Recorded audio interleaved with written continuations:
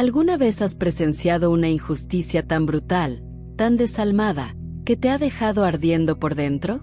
Un acto de crueldad que te hizo mirar al cielo y gritar, aunque fuera en silencio. ¿En serio no pasa nada? ¿De verdad esto queda impune? Esa pregunta incómoda, ese clamor silencioso por justicia, es una de las pulsiones más humanas que existen. Y la humanidad lleva milenios obsesionada con responderla.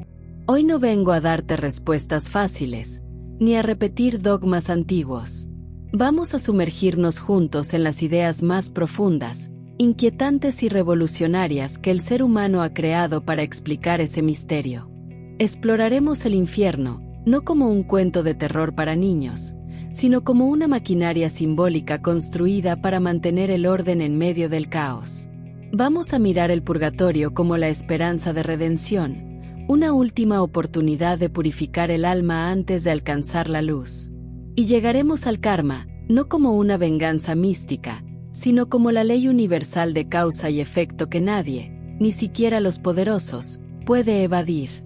Quédate conmigo en este viaje, porque al final entenderás que estas ideas no hablan solo de un Dios castigador, sino de algo mucho más inquietante. Un espejo donde la consecuencia de nuestros actos siempre, tarde o temprano, nos alcanza. Y comprender esto, te lo aseguro, puede transformar tu manera de vivir, de elegir y de perdonar. Así que, si eres de los que no se conforman con la superficie y buscas respuestas que realmente sacudan tu conciencia, este es el momento de suscribirte al canal y activar la campana. Solo así podrás seguir explorando estos temas con profundidad y sentido crítico, sin perderte ninguno de nuestros próximos encuentros. ¿Listo para cuestionarlo todo? Entonces, comencemos. Capítulo 1. El infierno. La condenación eterna. Atravesamos la puerta del abismo y llegamos al lugar que, durante siglos, ha sido el núcleo de las pesadillas humanas, el infierno. Su nombre viene del latín infernum, lo inferior, lo subterráneo, y su función ha sido mucho más que la de simple destino para los malvados. Es el símbolo supremo del miedo y la justicia implacable. El infierno, en la visión más popular, es un lugar o estado donde las almas de los pecadores son torturadas eternamente. Pero cada cultura lo ha representado a su manera. El Seol hebreo era un reino de sombras y olvido, no de castigo eterno.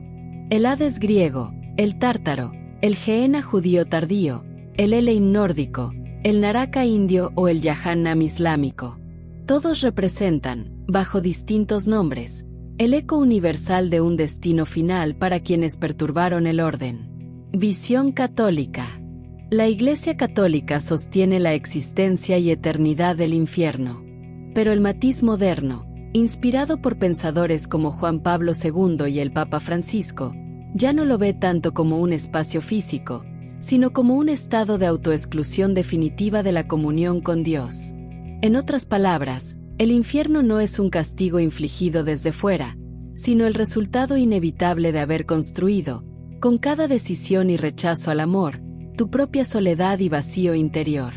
En la visión tradicional, quien muere en pecado mortal desciende inmediatamente a sufrir el fuego eterno. Y aunque hoy la Iglesia lo describe más como un estado que como un lugar, durante siglos se enseñó, y muchos aún lo creen así, que el infierno era una inmensa caverna subterránea, llena de gritos, fuego, hedor y demonios burlones. La Divina Comedia de Dante organizó este infierno con una lógica aterradora. Cada pecado tiene su propio castigo, irónico, reiterativo y eterno. Bases bíblicas del castigo infernal. El cristianismo cita pasajes duros. Apartaos de mí, malditos, al fuego eterno. Mateo 25:41. Un horno de fuego. Mateo 13:42. Un lago de fuego y azufre. Apocalipsis 20:10. El gusano que no muere y el fuego que nunca se apaga. Marcos 9 del 47 al 48. Tipos de castigos en el infierno. Catolicismo histórico. Pena de daño. Mucho más allá del dolor físico, la pena de daño es considerada el castigo supremo y más insoportable del infierno. No se trata solo de sufrimiento sensorial, sino de una angustia espiritual profunda, la privación absoluta de la visión y compañía de Dios. Imagina un ser creado para la luz, para el amor y la conexión, que de pronto se encuentra solo en la oscuridad más absoluta, aislado de toda fuente de sentido y belleza. Para los místicos y teólogos, esta separación eterna es el tormento verdadero, porque corta de raíz la razón de existir del alma, la unión con lo divino.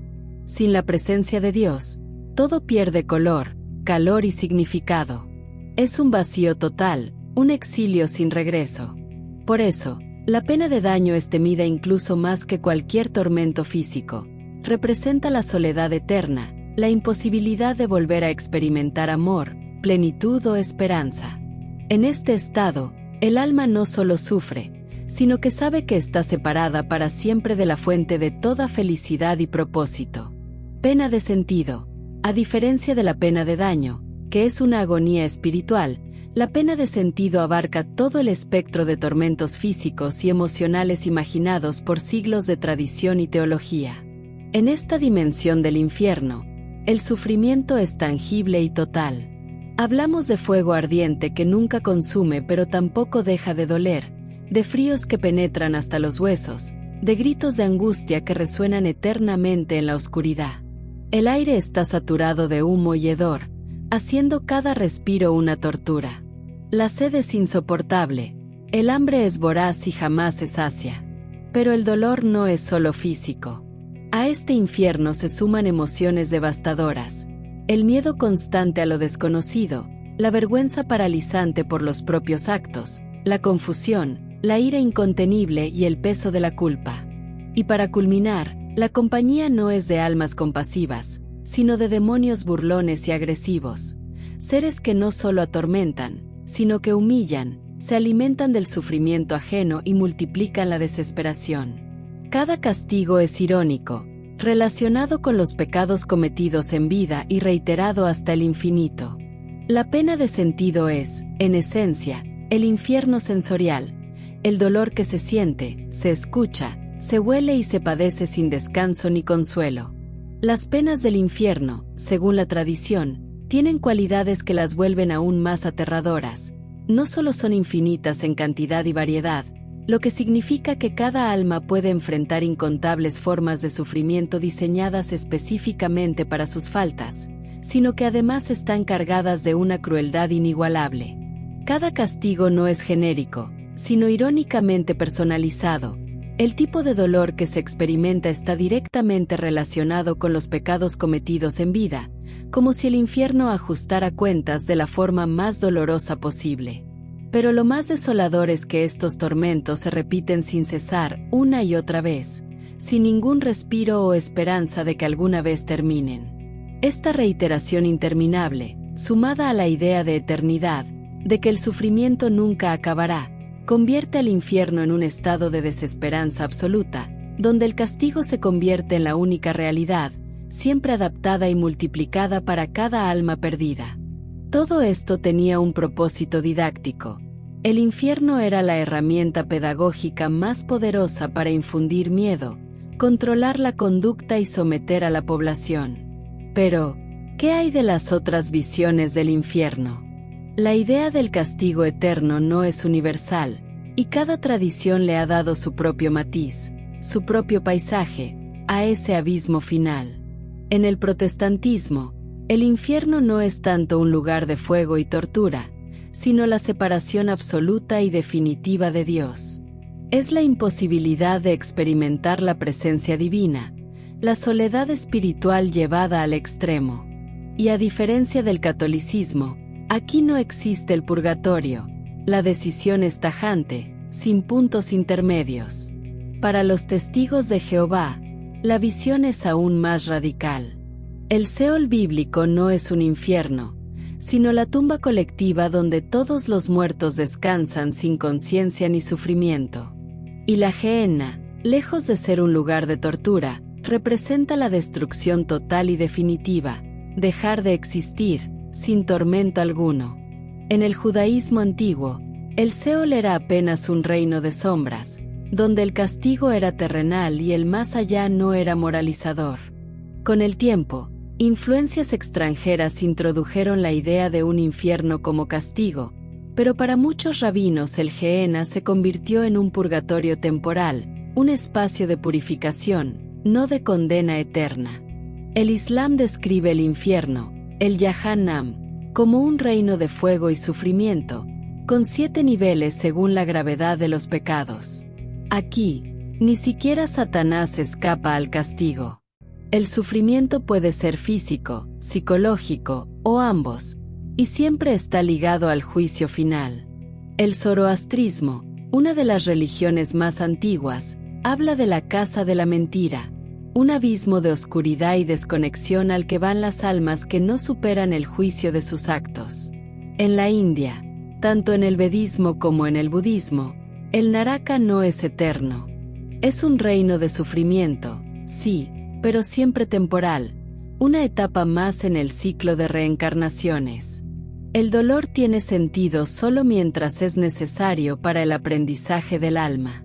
En el antiguo Egipto, el peor castigo no era el tormento, sino la aniquilación total, la llamada segunda muerte, el olvido y la desaparición definitiva del ser. Para los nórdicos, el Helheim es un mundo sombrío, frío y sin gloria, gobernado por la diosa Hela. No es un lugar de tortura moral, sino el destino de quienes no alcanzaron el Valhalla. Y en la mitología mexica, el Mictlán es simplemente el inframundo al que llegan todos los muertos, sin distinción de conducta. Aquí no hay condena por pecado, solo el inevitable viaje al más allá. En el fondo, el infierno cambia de forma y de nombre, pero siempre encarna el miedo humano más profundo, el temor a la soledad absoluta, al vacío, a un sufrimiento sin final ni sentido. ¿Tú qué piensas? ¿El infierno es real? ¿Es una metáfora? ¿O solo el reflejo de nuestros propios miedos y culpas? Déjame tu opinión en los comentarios. Capítulo 2. El purgatorio. La justicia como purificación. Después de enfrentar la negrura absoluta del abismo, cuando parece que todo termina tras la puerta sellada del infierno, surge una pregunta que desafía siglos de blanco y negro.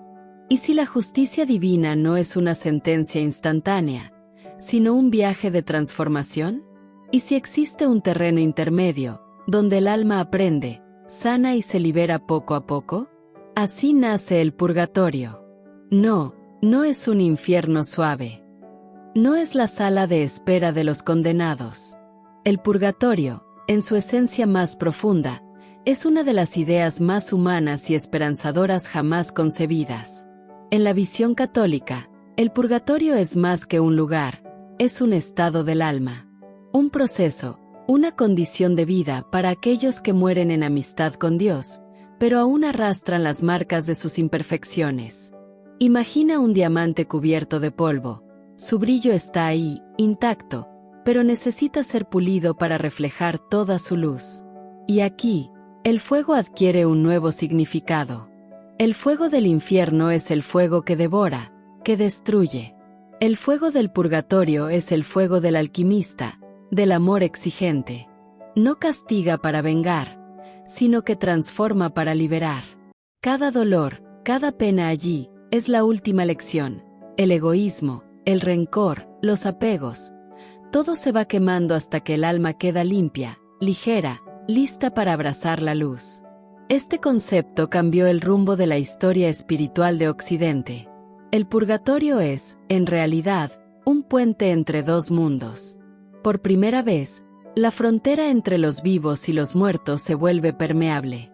Tus acciones, tu oración, tu recuerdo, tu amor, pueden aliviar el viaje de quienes ya partieron. No es una separación definitiva. El lazo sigue vivo, y lo que haces aquí puede ser un bálsamo para quienes están allá. Por eso, durante siglos, la oración por los difuntos se volvió una de las tradiciones más poderosas y consoladoras. El duelo dejó de ser pasivo, la esperanza, una misión activa. Y claro, como todo lo humano, esta idea tuvo un lado oscuro, la venta de indulgencias se transformó en un negocio monumental para la Iglesia medieval. Se podía comprar una rebaja de penas en el purgatorio, y esas monedas financiaron catedrales, cruzadas, y también la rebelión de Lutero, que terminó con la unidad espiritual de Europa. Pero más allá de los excesos y los errores, la esencia del purgatorio sigue tocando un anhelo universal. La certeza de que el sufrimiento, cuando tiene sentido, se puede soportar. En el infierno, el dolor es un círculo cerrado, un eco sin respuesta. En el purgatorio, cada lágrima tiene un propósito y un final asegurado. Es la diferencia entre perderse en la noche y caminar por un túnel con la convicción absoluta de que, tarde o temprano, aparecerá la luz. La verdadera justicia divina, entonces, no es la del verdugo, sino la del padre que no abandona a su hijo en la herida, sino que lo acompaña en el dolor hasta verlo sano y libre. El purgatorio no es amenaza, es esperanza.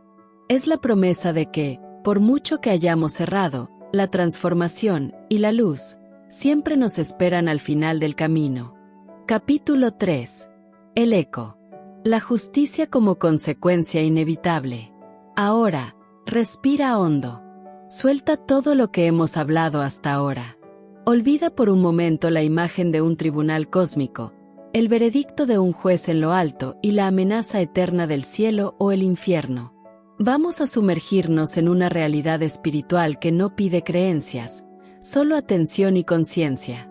Ahora, quiero que sueltes por un momento la idea de un juez supremo, de un tribunal en el cielo, de un destino final escrito por manos ajenas. Vamos a adentrarnos en una lógica cósmica tan implacable como elegante. Bienvenido a la ley del eco. Imagina que estás en el centro de un valle infinito, rodeado de silencio absoluto. Hablas, y tu voz no desaparece, resuena, viaja, rebota y finalmente regresa, multiplicada y clara. Así es el karma, la ley del eco universal. Cada gesto, cada palabra y, sobre todo, cada intención, es como arrojar una piedra a un lago en calma. Las ondas viajan, invisibles a los ojos, pero infalibles. Nada se pierde, todo vuelve. Incluso tus pensamientos, esas semillas silenciosas, no son tan privadas como crees. Son vibraciones que, tarde o temprano, impactan tu realidad y la de quienes te rodean. En Occidente solemos resumirlo como lo que das, recibes. Pero eso es solo la superficie. El karma, en su esencia original, no es un juez, ni un contador de faltas, ni una fuerza moralizante. No castiga ni premia, simplemente es. Funciona como la gravedad. Su ley es tan impersonal como inevitable. No es bueno ni malo, solo responde. Si lanzas odio, el universo te lo devuelve, no por venganza, sino porque todo eco regresa a su origen. Haz memoria. ¿Cuántas veces sembraste energía negativa y, de una forma u otra, la vida te devolvió el mismo sabor? No fue castigo, fue consecuencia. En el budismo y el hinduismo, la idea de infierno cambia radicalmente. El naraka no es una condena eterna, sino un estado transitorio, una estación baja en la frecuencia de la existencia. No llegas allí por sentencia de ningún dios, sino por el peso vibracional de tus propias acciones y pensamientos. No hay demonios ni verdugos. Solo el encuentro inevitable con el fruto de lo que sembraste. La finalidad no es el sufrimiento perpetuo, sino el aprendizaje. En el naraka, experimentas el dolor que causaste, no como venganza, sino como lección. Cuando entiendes y asimilas esa lección, ese estado termina. Aquí entra uno de los conceptos más revolucionarios del pensamiento humano, la rueda del samsara, el ciclo de reencarnaciones. No estás condenado al naraka para siempre. Tienes literalmente infinitas oportunidades de aprender y corregir. Pero cuidado, desde la perspectiva oriental, reencarnar no es una segunda oportunidad dorada, es una señal de que no lograste romper el ciclo. Renacer significa que sigues atrapado en los mismos apegos, miedos, deseos y egoísmos. La auténtica meta no es obtener una mejor próxima vida, sino trascender el juego por completo. Alcanzar el nirvana, ese estado de pureza donde tus pensamientos, palabras y actos ya no generan eco, donde eres, finalmente, libre. El karma te desnuda ante ti mismo. No hay demonios a quienes culpar, ni dioses de quienes mendigar favores. Solo queda tu conciencia, tus elecciones, y el eco interminable de lo que haces, piensas y sientes. Al final, la ley más radical es esta. Nadie está juzgando. Nadie está castigando. Eres tú, instante a instante, el arquitecto de tu realidad, el escultor de tu destino, el sembrador y el cosechador de tu propia vida. Pregúntate, ¿estás listo para asumir ese poder y esa responsabilidad? ¿O seguirás buscando culpables fuera de ti? Déjame tu opinión en los comentarios. ¿El karma es justicia, aprendizaje o simplemente la ley más honesta del universo? Capítulo 4. La filosofía del mal y el castigo jurídico. Hasta aquí hemos viajado por territorios espirituales, pero el problema del mal y del castigo no se limita a las religiones. De hecho, la gran pregunta sobre el mal, ¿por qué existe? ¿Cómo debe responder la sociedad ante él? Se volvió central para la filosofía, sobre todo después de las tragedias de las guerras mundiales, cuando la humanidad vio de lo que realmente es capaz. Los filósofos modernos, desde Hannah Arendt hasta Paul Ricoeur, han debatido si el mal es algo inherente al ser humano, un accidente histórico, o incluso una banalidad cotidiana. Y, a diferencia de la religión, la filosofía no ofrece infiernos ni paraísos, sino preguntas incómodas. ¿Somos todos capaces de hacer el mal? ¿Puede una persona común cometer atrocidades bajo ciertas circunstancias? Frente al mal, la sociedad creó el castigo jurídico. En teoría, castigar a quien hace el mal no solo busca proteger a los inocentes, sino evitar que el mal se repita. El castigo, entonces, se vuelve una herramienta para restablecer el equilibrio. Pero, ¿realmente funciona? Aquí hay una distinción clave. No es lo mismo cometer una mala acción, un error, un daño menor, incluso un acto impulsivo, que encarnar el mal en su forma más pura, homicidios con ensañamiento, violencias extremas, crímenes de odio. No todas las acciones malas son iguales. El derecho moderno lo sabe y por eso clasifica los delitos y sus castigos. Pero hay otra cara oscura. El propio castigo, si es desmedido, puede convertirse en una nueva forma de maldad. Piensa en cárceles superpobladas donde el sufrimiento y la violencia se multiplican, en penas desproporcionadas, en sistemas que perpetúan el dolor en vez de curarlo. A veces, el remedio es peor que la enfermedad. La justicia retributiva, la idea de que cada uno debe pagar en la misma medida por lo que hizo, parece lógica, incluso justa. Pero, ¿qué pasa cuando el deseo de castigo se transforma en venganza? ¿Dónde está la línea entre justicia y crueldad? Y en el fondo, la pregunta sigue siendo la misma que la espiritualidad y la filosofía llevan siglos haciéndose. ¿Es el castigo la solución real al mal, o solo otra manifestación del mismo mal, vestida de autoridad? Déjame tu opinión en los comentarios. ¿El castigo es un mal necesario, una justicia legítima, o un ciclo sin fin que solo genera más sufrimiento? Hemos viajado al abismo, sentido el fuego purificador y escuchado el eco de nuestras propias acciones resonando en el universo. Y si algo nos deja claro este recorrido, es que infierno, purgatorio y karma no son solo ideas del más allá. Son mapas internos para transformar nuestra vida aquí y ahora. Porque al final, la pregunta no es si existe un castigo divino tras la muerte, sino, ¿qué clase de justicia, compasión y propósito estás cultivando con cada pensamiento, palabra y acción? ¿Y cómo puedes dejar un eco de luz, crecimiento y transformación en quienes te rodean? Y si al escuchar esto sentiste que tu vida merece un nuevo significado, una dirección más profunda y auténtica, te invito a dar el siguiente paso en tu camino de evolución. Descubre el curso Despertar Espiritual, Un viaje diseñado precisamente para ayudarte a romper viejos patrones, encontrar tu verdadero propósito, sanar desde adentro y convertirte en un agente de transformación, primero para ti y luego para los demás. No se trata solo de aprender teorías, sino de aplicar en tu día a día todo lo que hoy descubriste. Cómo sanar heridas, superar el aislamiento y dejar atrás el infierno interno. Cómo vivir tu propio proceso de purificación, como un verdadero purgatorio consciente, para limpiar tu historia y empezar de nuevo. Cómo crear el karma que si quieres, con acciones alineadas a tu alma y tu misión. Todo esto lo trabajamos juntos, con prácticas guiadas, herramientas concretas y una comunidad de apoyo que te impulsa a crecer. Toda la información está en la descripción del video. Haz clic, inscríbete y empieza tu propio despertar espiritual hoy.